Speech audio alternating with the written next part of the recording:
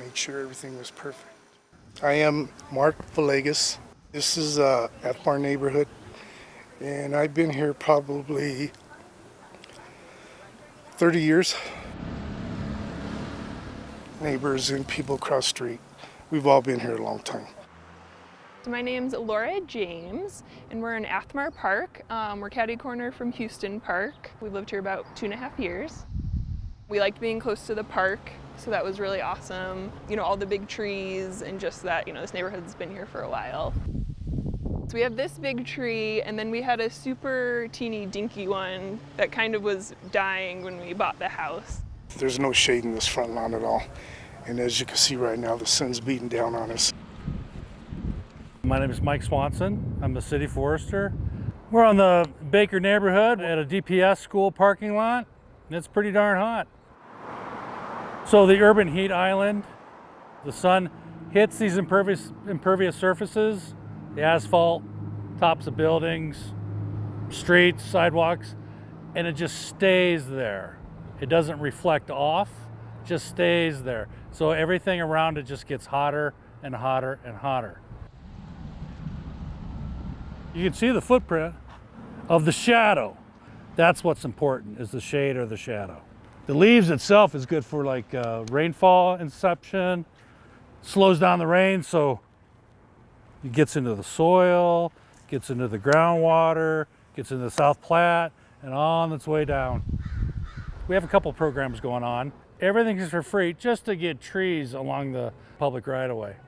And these are in under-resourced communities or on the backside of the inverted L. So the inverted L, if you really look at it, it follows the South Platte River, but it's also along the I-25 and I-70 corridor. Valverde neighborhood, which means Green Valley, used to just be a bunch of farms. Fast forward to the 50s and 60s, when urbanization and industrialization comes about, pouring more asphalt, more concrete, and then they build out I-25 and West 6th Avenue, and then they built that area around Federal with all the exits and things. That became just a physical and a psychological barrier, hence the inverted L.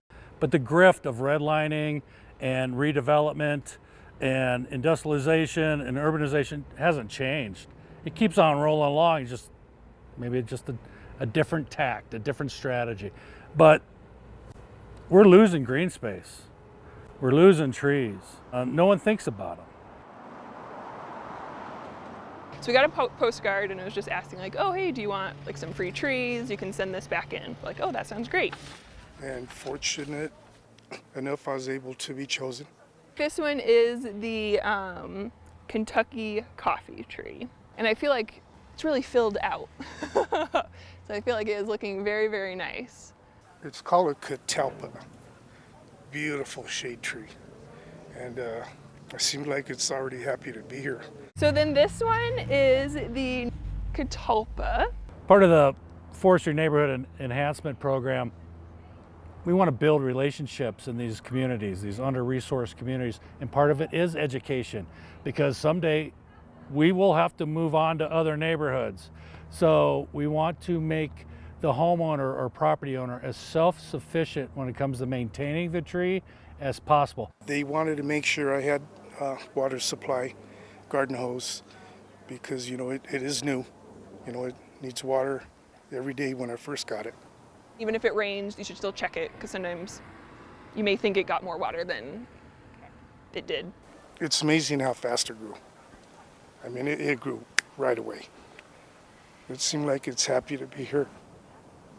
The value of this tree is $300. And then they told me it would have costed another $200 to plant it, you know, deliver it. So we're talking $500 of just no purchase whatsoever. So that alone was quite a surprise. So the neighborhoods we pick, right now it's a 3-year plan, but we're gonna move on. So right now we're gonna focus on the west side. When you plant a tree, you plant life. It's an old Japanese saying. So please take a look at these programs.